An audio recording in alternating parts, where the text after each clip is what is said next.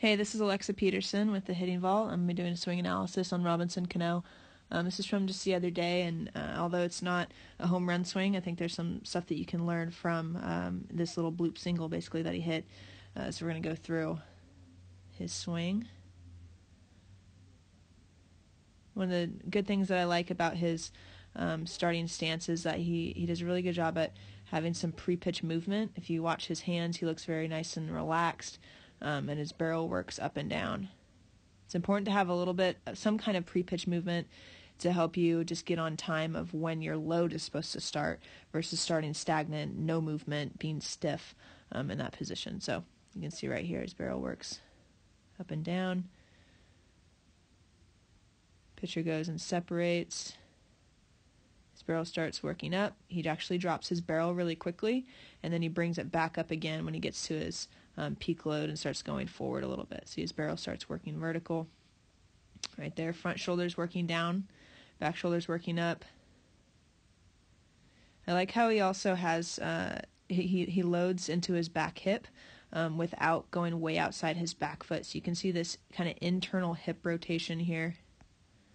That hip kind of working in. He's staying stacked on that backside, not shifting all of his weight back, and you can see his front shoulder is still down and his back shoulder is still up, even though he's loading into that back hip. He's getting some good hip hinge, torso tilt, whatever you'd like to call it. This angle right here is being created. Goes forward into his launch position. His barrel is down towards the catcher, front shoulder down, back shoulder up. He's nice and balanced. He fires his hips, and you can tell there'll be another view here that's a little bit closer, but he actually is a little bit late on this pitch, and he makes contact a little bit more on the handle, which is what causes this pitch to be a single instead of being able to be a home run, even though it was left middle. So a little bloop over second. He just kind of muscled it.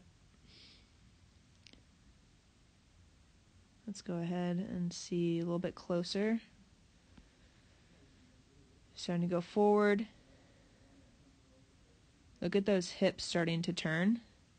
Already opening up a little bit. You can see right here.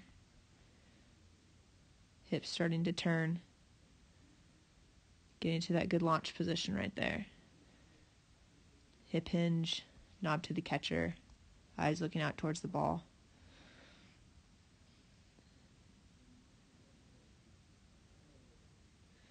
You can tell that he's late because of, obviously, where he made contact off of the bat. He would have ideally liked it to make contact right there. But if you look at his belt buckle, that also kind of tells the story a little bit too. His belt buckle doesn't get close to facing the pitcher until right at contact.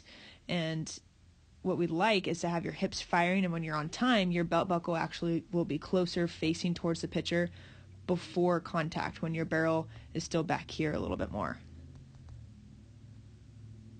So he was just a little bit late deciding to swing or getting his front foot down, one or the other. He was just a little bit late, and even though he fired his hips well and they rotated well, he still wasn't able to get his barrel, the solid part, the strongest part of the barrel, biggest part, instead of the smaller part right down there by the handle.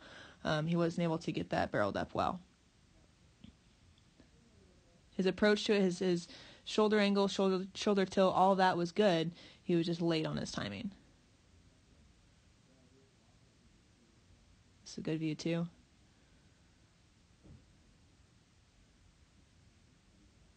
can see his barrel working behind him a little bit.